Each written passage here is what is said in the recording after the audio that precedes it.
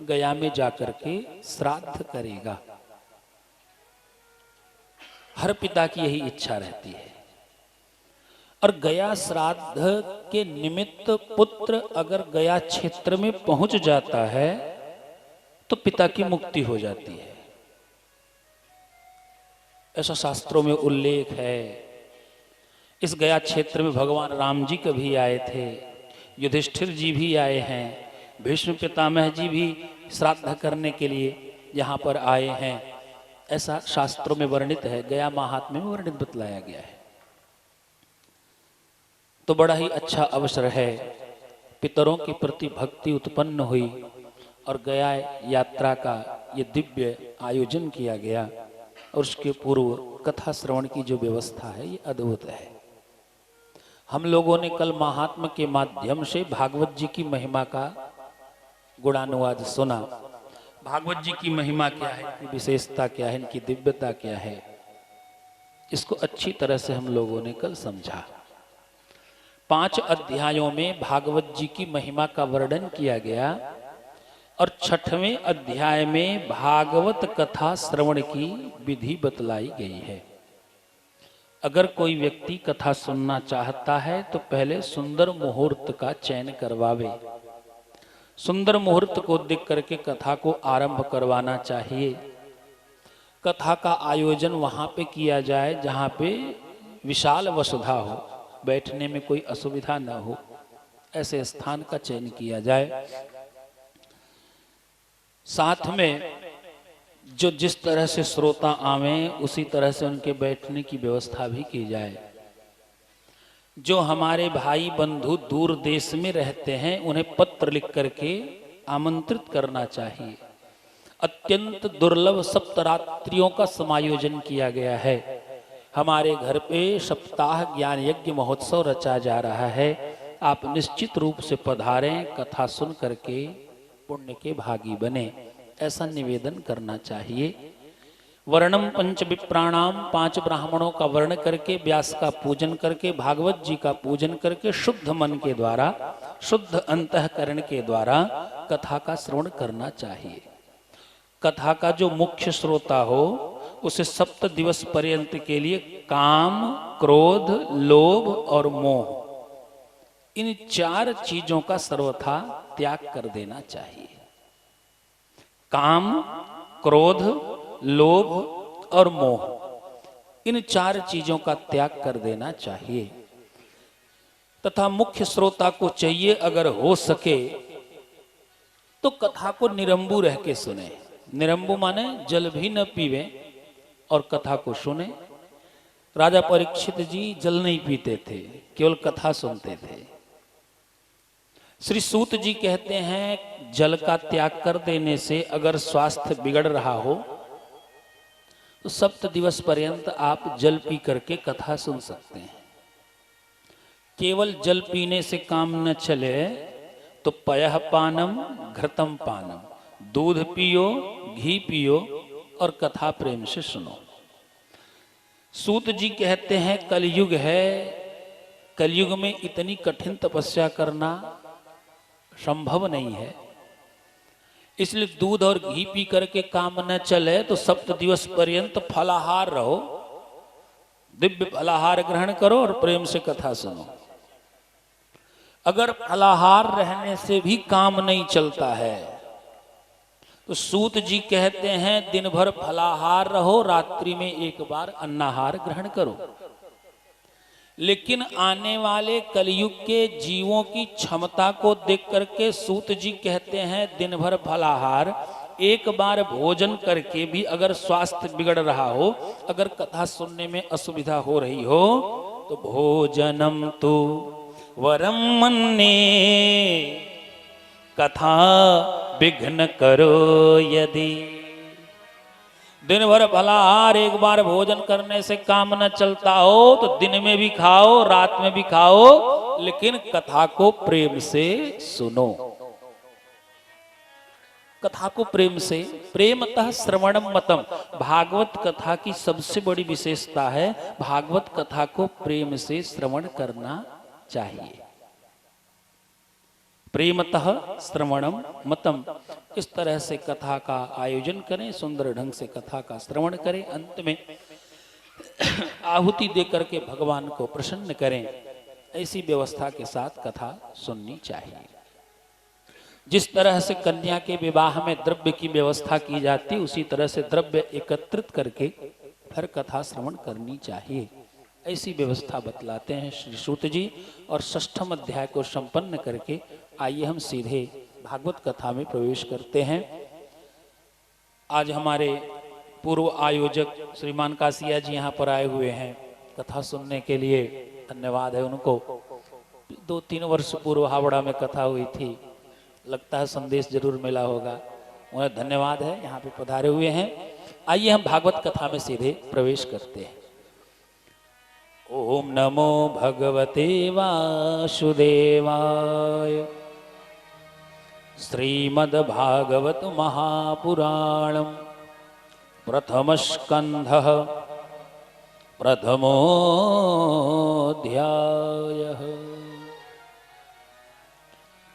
जन्माद्यस्य यतोऽन्वयादितरतः चार्थे स्वभिज्ञः स्वराट् तेने ब्रह्महृदाय आदिकवये मुह्यन्ति यत्सूरयः।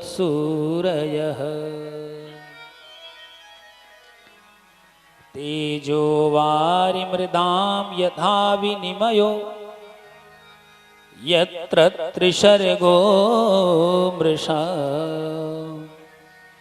धाम्ना स्वेन सदा निरस्तकुहकम् सत्यं परं धीमहि। बोल सत्य स्वरूप भगवान की जय हो। भागवत जी का मंगलाचरण करते हैं। बड़ा सुंदर श्लोक है। हमारे गुरुदेव भगवान कहते थे इसी प्रथम श्लोक में ही पूरे भागवत का रहस्य छिपा हुआ है।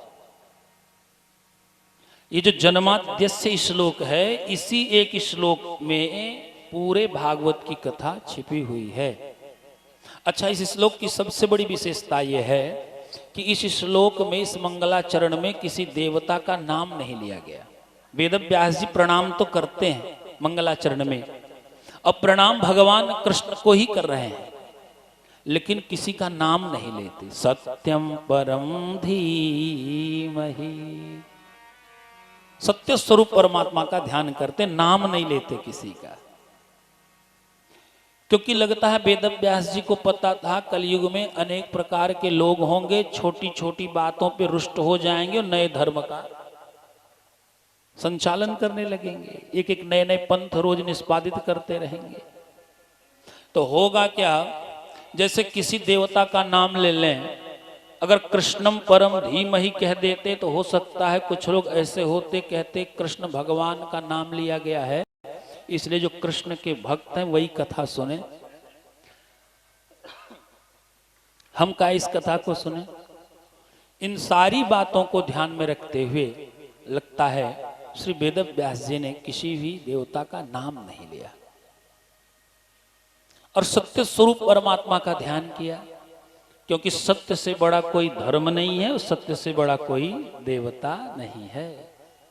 धर्म न दूसर सत्य समाना, धर्म न दूसर सत्य समाना, धर्म न दूसर सत्य समाना, धर्म न दूसर सत्य समाना।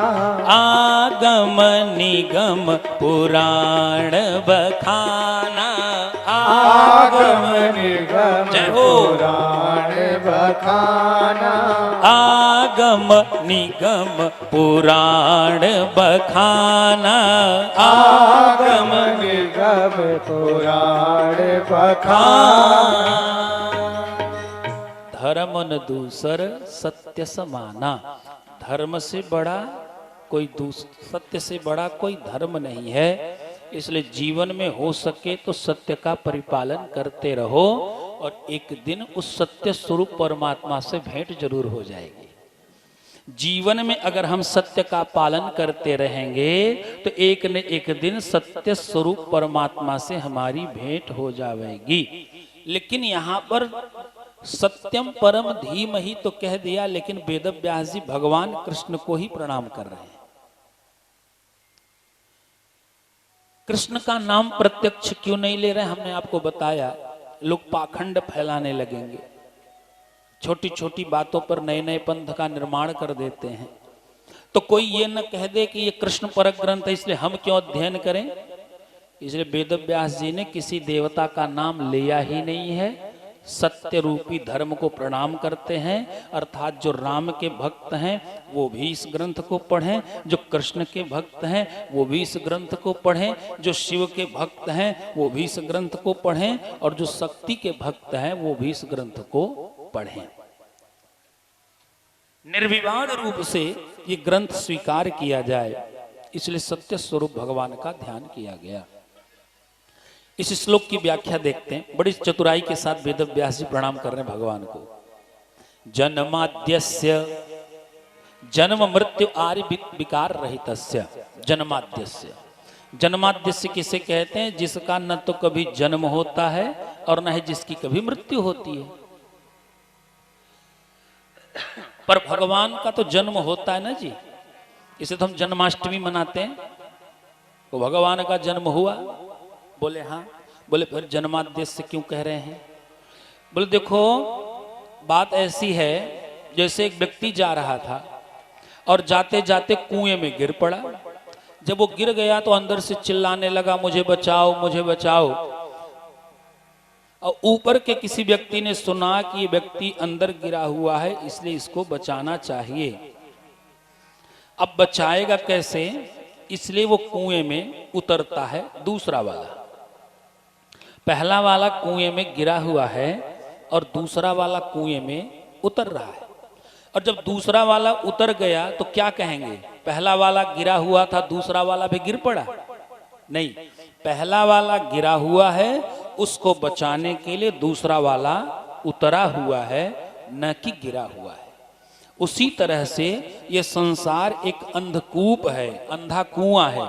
इसमें हम जीव गिरे हुए हैं और हम पतित जीवों को निकालने के लिए परमात्मा का अवतार होता है, न कि जन्म होता है। वो जन्म नहीं लेता। जन्माद्यस्य यतः अनुपश्चात अगच्छत। जन्म लेने के बाद वो कहीं गया, चला गया। कहाँ गया? बोले मथुरातः गोकुले अगच्छत।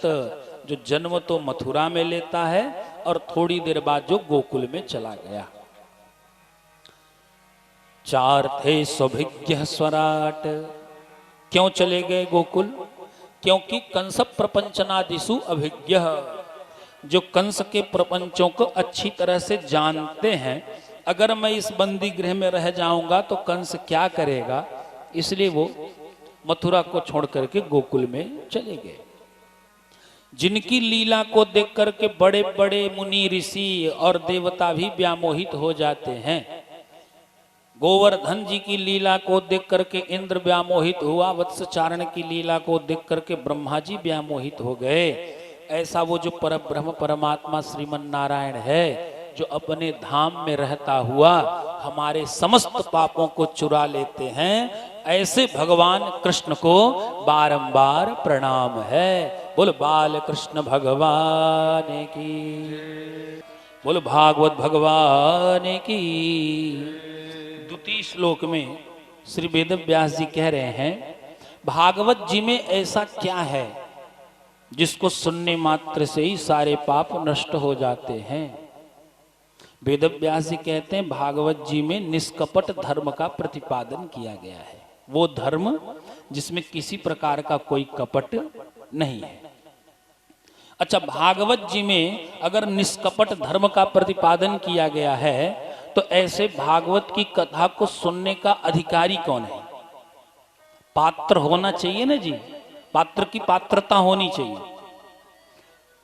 पात्र अगर द्रव्य की दृष्टि से महंगा हो तो उस पात्र की कोई पात्रता नहीं है।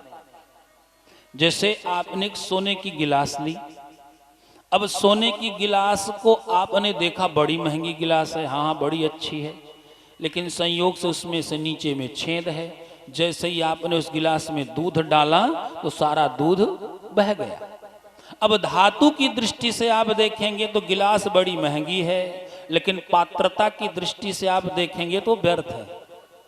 अरे जिस गिलास से हम दूध न पी पावे, जिस गिलास से हम जल न पी पावे, वो गिलास किस अर्थ की है? उसी तरह से भागवत कथा सुनने का अधिकारी कौन है, ये जानना आवश्यक है। धर्म प्रोज्झित कई त्रवोत्र परमो निर्मत्सराणाम शताम। ये भागवत जी के 3 श्लोक बड़े महत्वपूर्ण हैं। इन श्लोकों की व्याख्या अच्छी तरह से सुन लेनी चाहिए, तब भागवत कथा समझ में आती है। कह रहे हैं कि भागवत कथा सुनने का अधिकारी कौन? बोले निर्मत्सर जो है वही भागवत कथा सुन सकता है। निर्मत्सर किसे कहते हैं? जिसके अंदर से मात्सर्य भाव निकल चुका हो। मात्सर्य किसे कहते हैं? परोत्कर्ष असहनः मत्सरः, जो दूसरे के उत्कर्ष को, दूसरे के विकास को, दूसरे के वैभव को, दूसरे की धन संपत्ति को देख करके सहन न कर सके तो जान लेना इसके अंदर मात्सर्य भाव आ गया है। और जो संसार में रह करके सांसारिक लोगों की सुख सुविधा ऐश्वर्य की सामग्री को देख करके प्रसन्नता व्यक्त करे, जो प्रसन्न रहे, उसे कहते हैं निर्मत्सर। ये मत्सर और मच्छर समानार्थक शब्द हैं। अंतर क्या है? मत्सर अंदर से काटता है, मच्छर बाहर से काटता है। लेकिन बाहर से काटने वाला जो मच्छर होता है वो अगर एक बार काट ले, थोड़ी खुजला दो तो खुजली समाप्त हो जाती है। लेकिन अंदर से जब मत्सर काटना आरंभ करता है तो उसकी खुजलाहट की कोई दवा नहीं है। भागवत कथा सुनने का अधिकारी कौन? निर्मत्सर। निर्मत्सर एक छोटा सा दृष्टांत देते हैं। एक ब्राह्मण देवता थे, उनके घर में थोड़ी भोजन आदि की कमी थी। तो ब्राह्मण देवता ने सोचा क्या करें, तो ब्राह्मण देवता चले गए भगवान शिव की तपस्या की। शिव जी प्रसन्न भय, मांगो ब्राह्मण देवता क्या मांगते हो? ब्राह्मण देवता बोले महाराज ब्राह्मण हूं, क्या चाहिए? रोटी और धोती चाहिए। पेट भरने के लिए रोटी और तन ढकने के लिए धोती, बस 2 चीजें चाहिए। भगवान शिव ने कहा अगर रोटी और धोती चाहिए थी तो इतनी कठोर तपस्या करने की क्या आवश्यकता थी? महाराज कुछ ज्यादा ही हो गई का? बोले हाँ। अरे इतनी छोटी सी बात थी तो तुम छोटी तपस्या करते। अच्छा चलो हम तुझे वरदान देते हैं। भगवान शिव ने एक घंटा उठा के दे दिया, इसे ले जाओ अपने घर में रखना, और जब किसी वस्तु की आवश्यकता पड़े तो घंटा बजा के मांग लेना, और जो कुछ तुझे मिलेगा, जो कुछ तू मांगेगा तुझे 1 मिलेगा पर पड़ोसियों को 2 मिलेगा। ब्राह्मण देवता ने कहा महाराज मुझे 1 भी ना मिले सो चलेगा, पर पड़ोसी 2 पावे ये सहन नहीं होता। इसे कहते मत्सर। यही मात्सर्य है। हमारा कुछ लग नहीं रहा है, हम उसको कुछ दे नहीं रहे हैं, देने वाला कोई और है, लेकिन हमें देख करके जलन हो रही, ईर्ष्या हो रही, इसे कहते मत्सर। घंटा उठा के फेंक दिया, महाराज तो अपने पास है, ये वरदान रखो हम तो चले। अरे नहीं नहीं ऐसा मत को भाई, ये वरदान तो तुम्हें लेके ही जाना पड़ेगा। ब्राह्मण देवता घर में आए और घंटा को घर में फेंक करके कहीं परदेश चले गए कमाने के लिए। एक दिन वो ब्राह्मणी जो थी वो झाड़ू पोछा करते करते उस घंटे को पाती, अरे ये घर में ऐसा काहे पड़ा है। सो अपने मंदिर के सामने लाके टांग देती है, और टांगने के बाद स्नान करके आती है, भगवान से हाथ जोड़ करके प्रार्थना करने लगी, हे प्रभु आज तो कुछ भोग लगाने के लिए भी नहीं है, कृपा करो कहीं से कुछ आ जाए, आपको भोग तो लगा दूं। ऐसा कह करके ब्राह्मणी ने जैसे घंटा बजाया वैसे एक सुंदर थाल सज के आ गई। ब्राह्मणी ने सोचा ये कैसे हो गया भाई। फिर अब जिस किसी वस्तु की आवश्यकता पड़ती तो ब्राह्मणी घंटा बजाती और वस्तु को मांग लेती थी। धीरे धीरे पूरा गांव ऐश्वर्यशाली हो गया, सबकी ऊंची ऊंची कोठी हो गई, सबके घर में सुंदर धन धान्य हो गए। पूरा गांव बड़े ही सौभाग्य के साथ जीवन यापन करने लगा। एक दिन वो ब्राह्मण घूमता घूमता गांव में आया। अरे गांव में इतने आराम से लोग कैसे रह रहे हैं भाई। वो समझ गया बस करो ब्राह्मणी ने कोई गलती कर दी, वो घंटा बजा दी लगता है।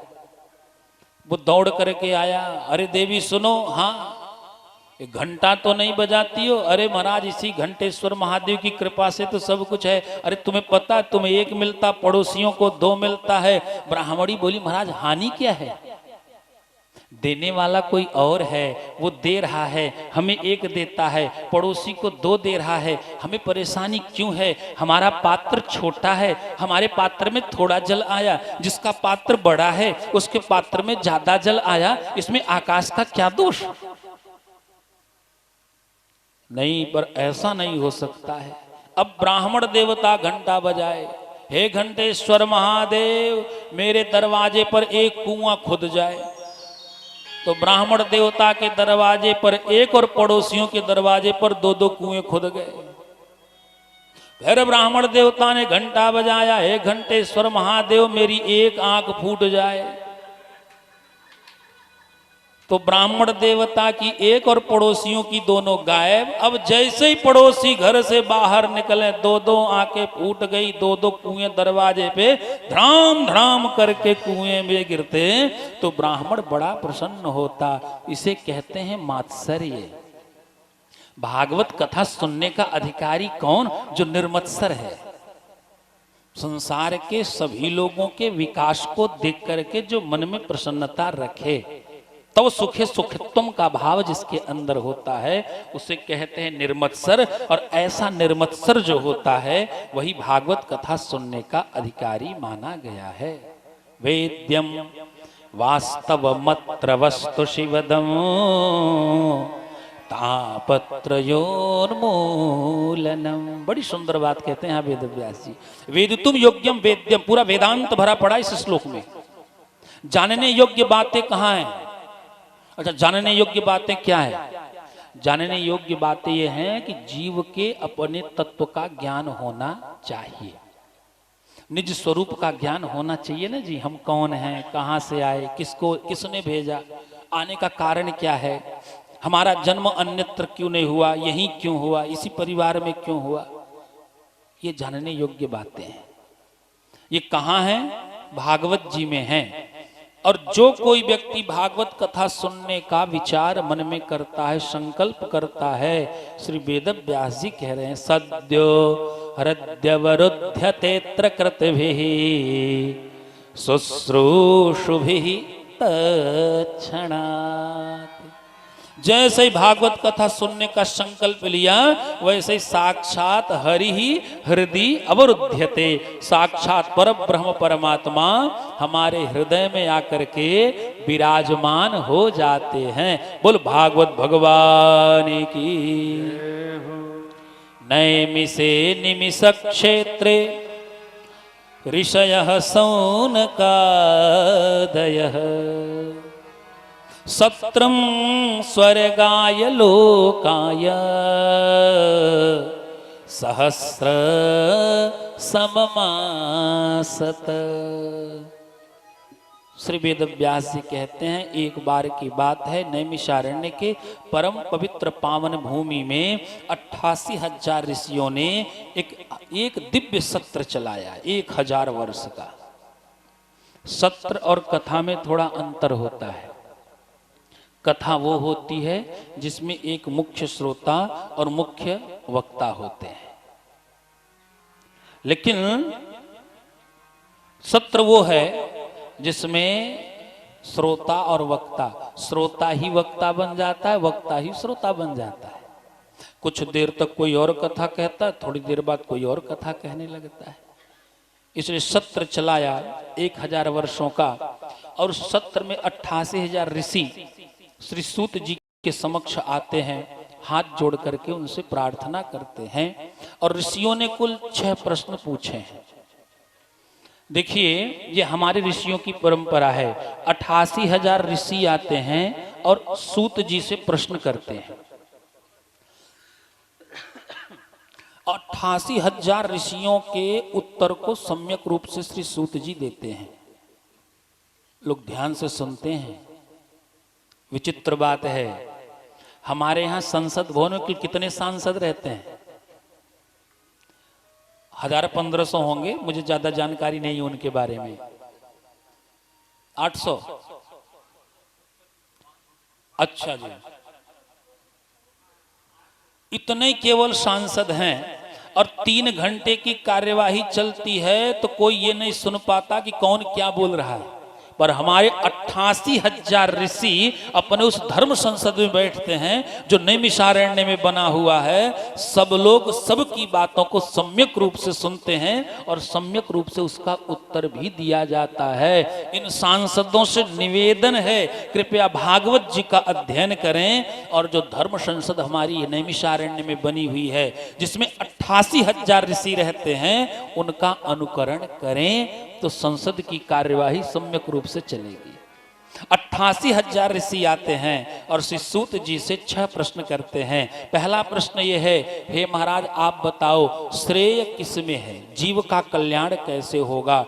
दूसरा प्रश्न ये है, शास्त्र का प्रयोजन क्या है। तीसरा प्रश्न ये है, अवतार भगवान क्यों लेते हैं। चौथा प्रश्न ये है, अवतार लेने के बाद भगवान करते क्या हैं। और 5वां प्रश्न ये है कि भगवान के अवतार कितने हैं। और 6ठा अंतिम प्रश्न बड़ा सुंदर पूछा, महाराज ब्रूहि योगेश्वरे कृष्णे ब्रह्मण्ये धर्मवर्मणि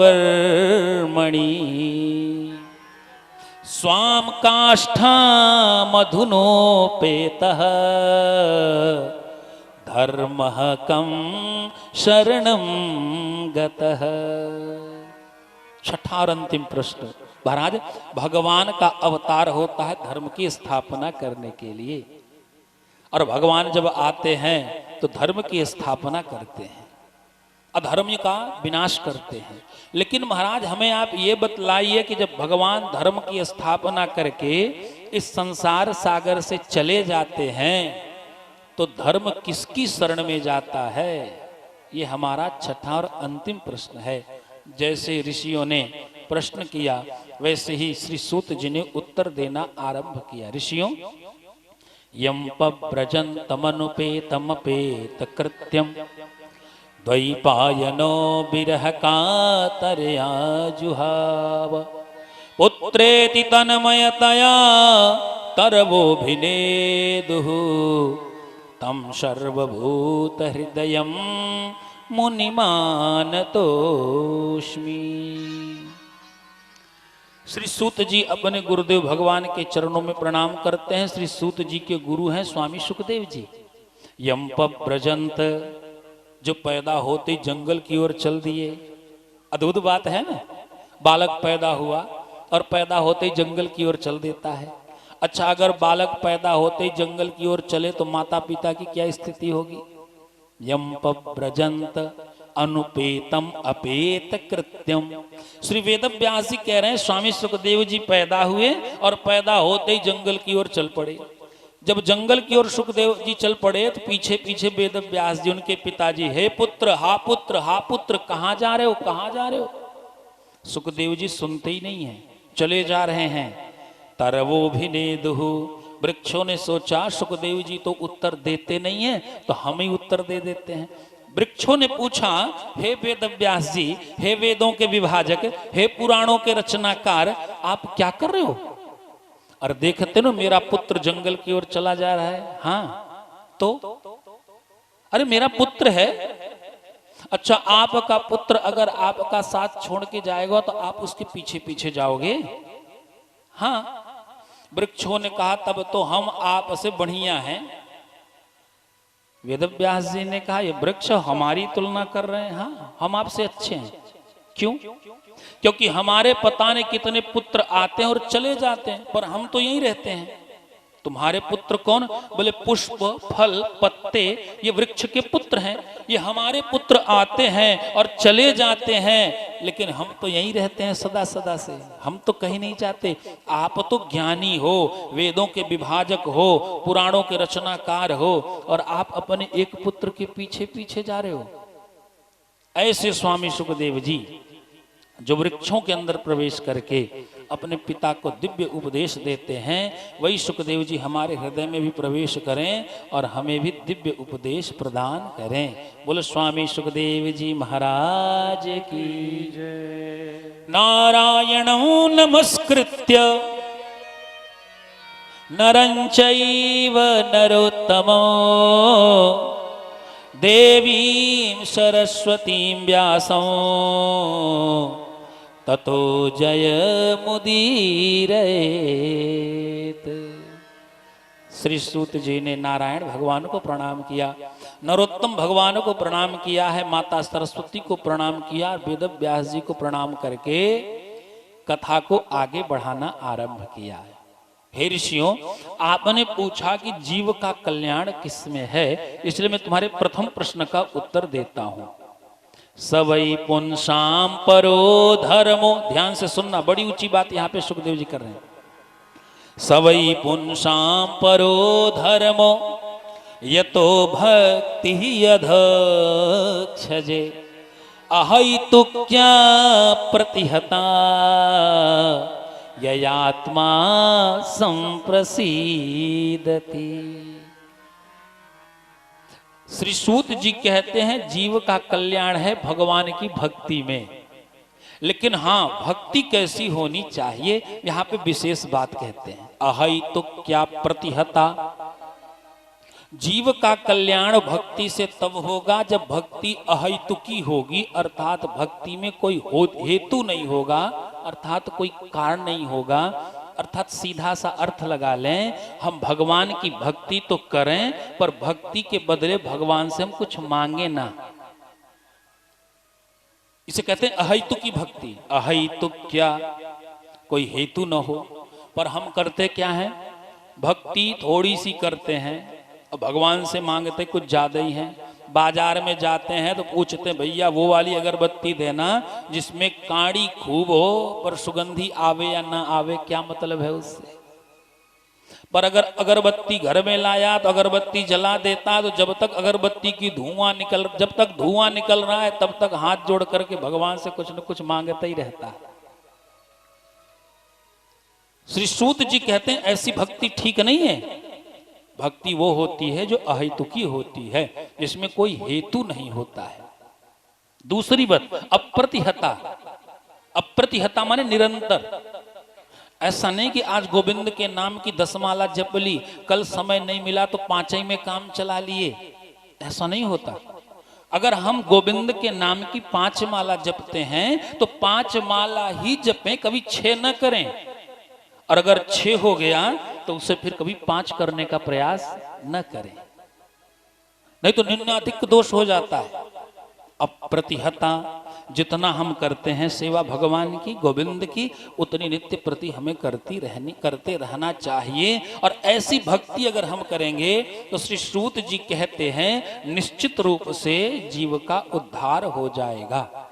वासुदेव भगवती वासुदेव भगवती भक्ति योग प्रयोजितः जनयत्यासु वैराग्यम ज्ञानम च यदहैतुकम्। सूत जी से किसी ऋषि ने पूछ लिया, महाराज हमने सुना है अगर मुक्ति चाहते हो, उद्धार चाहते हो तो ज्ञान का होना भी आवश्यक है, वैराग्य का होना भी आवश्यक है। आप कह रहे हो केवल भक्ति करो काम चल जाएगा, मुक्ति मिल जाएगी। श्री सूत जी कहते हैं हाँ केवल भक्ति करो महाराज, ज्ञान की आवश्यकता नहीं, वैराग्य की आवश्यकता नहीं। बोले अगर भक्ति करोगे तो ज्ञान वैराग्य स्वतः मिल जाएंगे। बोले कैसे? एक छोटा सा दृष्टांत दिया, जैसे कोई क्षुधातुर व्यक्ति हो, बड़ा भूखा व्यक्ति हो, उसे खूब भूख लगी हो, उसने आपसे भोजन मांगा, आपने भोजन दिया, वो भोजन कर लेता है।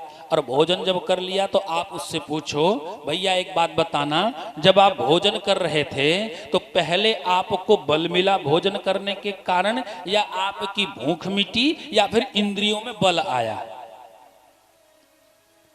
क्या बताएगा वो कि मैंने पहला निवाला लिया तो भूख मिट गई, दूसरा निवाला लिया तो संतुष्टि हो गई, और तीसरा निवाला लिया तो हमारे इंद्रियों में बल आ गया? नहीं, अपितु ग्रास ग्रास पर तुष्टि पुष्टि क्षुधा निवृत्ति होती चली गई। जैसे जैसे वो भोजन करता गया वैसे वैसे पेट भी भरता गया, मन संतुष्ट भी होता चला गया और इंद्रियों में बल भी आता चला गया। अब ऐसा नहीं है कि पेट भरने के लिए एक बार भोजन करें, फिर आत्मसंतुष्टि के लिए दोबारा फिर भोजन करना पड़े और इंद्रियों में बल लाने के लिए तीसरी बार भोजन करना पड़े। ऐसा होता है? नहीं। जैसे ग्रास ग्रास पे तुष्टि पुष्टि क्षुधा निवृत्ति होती है, उसी तरह से भक्ति करने मात्र से ही ज्ञान और वैराग्य की प्राप्ति हो जाती है। हे ऋषियों, आप ध्यान से सुनिए, जब भगवान की भक्ति आप करोगे तो निश्चित रूप से आपकी मुक्ति हो जाएगी। आपने पूछा कि भगवान का अवतार कितना होता है?